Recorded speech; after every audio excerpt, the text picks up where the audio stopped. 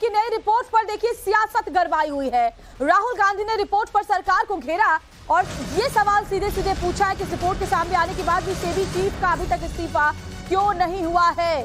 क्या अंपायर खुद समझौता कर चुके हैं? राहुल गांधी इस सवाल उठा रहे हैं। दरअसल राहुल ने हिंडनबर्ग रिपोर्ट पर कार्रवाई नहीं करने का आरोप लगाया और सरकार से सवाल पूछा, क्या इस मामले में समझौता हो चुका है? क्योंकि सेबी चीफ का अभी तक इस्तीफा नहीं होना इस बात को दिखाता है कि अंपायर खुद समझौता कर चुके हैं।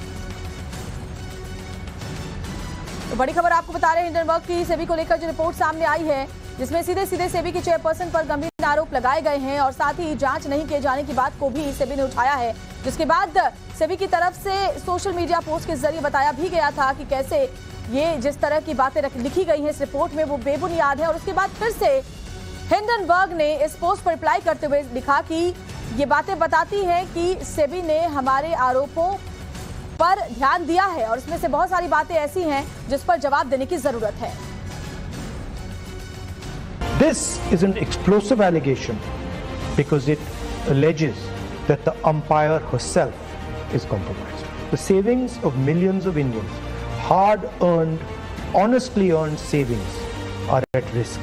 It is therefore imperative that this matter is investigated. Retail investors, honest investors, pensioners have three questions. The first, why has Chairperson Madhavi Butch not resigned?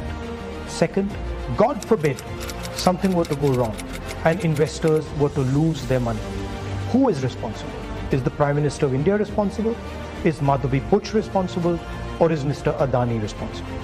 And finally, the Supreme Court has been looking at this matter. New allegations have emerged. Very serious, explosive allegations have emerged. Is the Supreme Court going to look at this matter suo motu again? Slowly becoming crystal clear why Prime Minister Modi is against a joint parliamentary committee looking into this matter. क्या supreme court इस पर स्वतः संज्ञान लेगा? ये सवाल राहुल गांधी उठा रहे हैं, इस मामले की गंभीरता को दिखा रहे हैं। और देखिए, राहुल गांधी के आरोप पर बीजेपी ने भी पलटवार किया है। बीजेपी ने कहा कि देश में आर्थिक अराजकता पैदा करना चाहता है विपक्ष। 7 समंदर पार से जो रिपोर्ट आई है उस पर इतनी हलचल विपक्ष क्यों मचा रहा है? और सवाल ये भी पूछा गया कि क्या विपक्ष के तार ही इस रिपोर्ट से जुड़े हुए हैं? क्या इसमें विपक्ष ही शामिल है? कि ये सारी बातें और फिर वो विदेश में जाकर ही राहुल गांधी जी अनेक प्रकार की चीजों की अपेक्षा करते हैं। कांग्रेस और विपक्ष के नेता जाके विपक्ष से अपेक्षा करते हैं कि भारत में हस्तक्षेप किया जाए। और मैं पुनः गंभीरता के साथ कहना चाहता हूं कि भारत के अंदर ये आर्थिक अराजकता उत्पन्न करना चाहते हैं भ्रम के द्वारा, चाहे विषय भारत सरकार की कंपनी का हो या कोई निजी कंपनी का हो, कि विदेशी कंपनियों से कांग्रेस का रिश्ता पुराना है, इसलिए भारत के हर आर्थिक संस्थान पर लगाना निशाना है और इसके द्वारा किसको फायदा पहुंचाना है, यह भारत की प्रबुद्ध जनता को निश्चित रूप से समझ में आना है।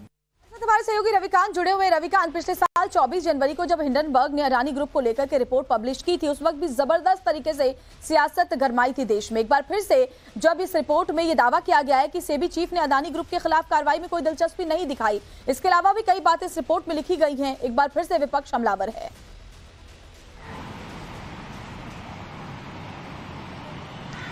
देखिए श्वेता, सबसे महत्वपूर्ण बात यह है कि इस तरीके की रिपोर्ट्स का बार बार उस समय पर आना जब भारत में संसद का सत्र चल रहा हो, ये भी सवालों के घेरे में है कि इस तरीके के आरोप तभी क्यों लगते हैं जब भारत में संसद का सत्र चल रहा हो या समाप्ति के बेहद नजदीक हो।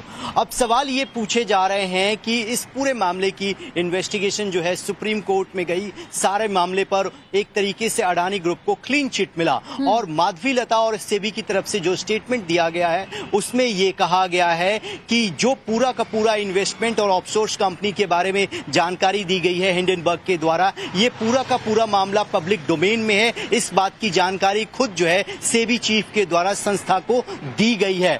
ऐसे में सेबी को, जो कि मार्केट को रेगुलेट करता है, उसके संस्था के हेड के ऊपर आरोप लगाना एक तरीके से डिफेम करना संस्था को माना गया है, ये उनकी तरफ से जानकारी दी गई है। लेकिन यहाँ पर सियासत हो रही है। राहुल गांधी ने इस मौके को लपक लिया है और पूरा का पूरा विपक्ष हमलावर है कि जो प्रधानमंत्री और बीजेपी के रिश्तों के बारे में बार बार बातें कही जाती हैं अडानी ग्रुप के साथ, क्या उनको बचाने का प्रयास किया जा रहा है। इसीलिए राहुल गांधी ये कह रहे हैं कि इस पूरे मामले में सुप्रीम कोर्ट को सुओ मोटो एक्शन लेना चाहिए। इस मामले में जो सेबी चीफ है उनका इस्तीफा होना चाहिए। अभी तक वो अपने पद पर क्यों बनी हुई है आता है। हमने पहले भी देखा है कि कैसे इस तरह के जो विदेशी रिपोर्ट होते हैं वो भारत के खिलाफ प्रोपेगेंडा चलाने की कोशिश करते हैं। ऐसे रिपोर्ट्स में विपक्ष को इतना इंटरेस्ट क्यों होता है? विपक्ष इसको लेकर इस तरह से सियासत करता है, जाहिर तौर पर इसलिए भारतीय जनता पार्टी भी पलटवार राहुल गांधी पर कर रही है।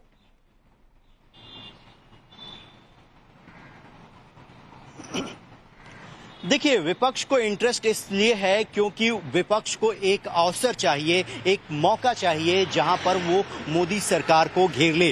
खास तौर पर आपने देखा कि पूरे लोकसभा के दौरान जो राहुल गांधी हैं वो दो लोगों को टारगेट करते हैं और वो दोनों को बताते हैं कि वो प्रधानमंत्री के बेहद करीब हैं और प्रधानमंत्री इनको बचाने के लिए किसी भी हद तक जा सकते हैं। उनमें से एक अडानी ग्रुप है। एलिगेशन अडानी ग्रुप पे लगा है और जो सेबी चीफ हैं उनके पति और उनके ऊपर ये आरोप है कि इन्होंने सुप्रीम कोर्ट में इस बात की जानकारी नहीं दी कि ऑफशोर कंपनी में इनके इन्वेस्टमेंट हैं। लेकिन उनकी तरफ से भी ये जानकारी दी गई है कि जिस दौरान वो प्राइवेट फॉर्म में काम करते थे सिंगापुर और लंदन में यूनिकॉर्न के लिए, उस दौरान के ये इन्वेस्टमेंट रहे होंगे और इसकी जानकारी जो है वो संस्था को पहले थी, यानी सेबी चीफ बनने से पहले की। ऐसे में यहां पर वित्तीय गड़बड़ी और जो मार्केट में लोग इन्वेस्ट करते हैं उनके मन में संदेह पैदा करके सेबी के प्रति एक तरीके से अविश्वास का भाव जगाना, ये मुख्य मकसद हो सकता है जो सेबी के द्वारा अपने रेटिंग तो वो नजर भी आया है।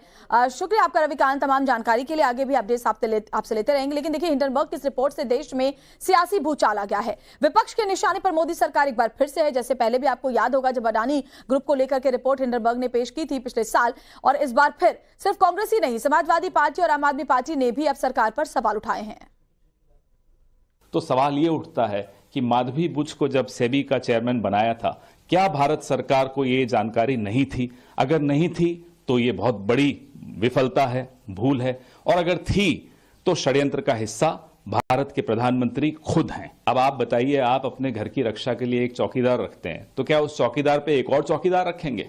तभी तो राहुल गांधी ने कहा था उस वक्त चौकीदार चोर है। साबित हुआ या नहीं हुआ? जेपीसी होनी चाहिए, उसी से इन तमाम सवालों का जवाब मिलेगा। माधवी बुच ने क्यों नहीं बताया कि हुजूर मैं जांच नहीं कर सकती क्योंकि हमारा मामला, हमारा पैसा तो और हमारे पति का पैसा तो खुद ही इन फंड्स के ऊपर लगा हुआ है, जिसको विनोद अडानी मैनेज करता है। जेपीसी से इसकी जांच कराओ। और तब मेरी एक नहीं सुनी गई, बल्कि उल्टा मोदी जी ने उठा के हमको जेल में भेज दिया। हिंडनबर्ग की जो रिपोर्ट आई है सेबी चीफ को लेकर के, उसने पूरे मार्केट के अंदर जो इंटेग्रिटी है उसे हिला दिया है। जिस सेबी को हिंडनबर्ग ने कहा कि वो ठीक से इन्वेस्टिगेट नहीं कर रही थी, बार बार सवाल उठ रहे हैं, विपक्ष भी सवाल उठा रहा है, और सेबी जिसका काम था इसके ऊपर इन्वेस्टिगेट करना और जो दोषी हैं उन्हें पकड़ना, वो किस तरीके से इसमें ढोल मोल रही।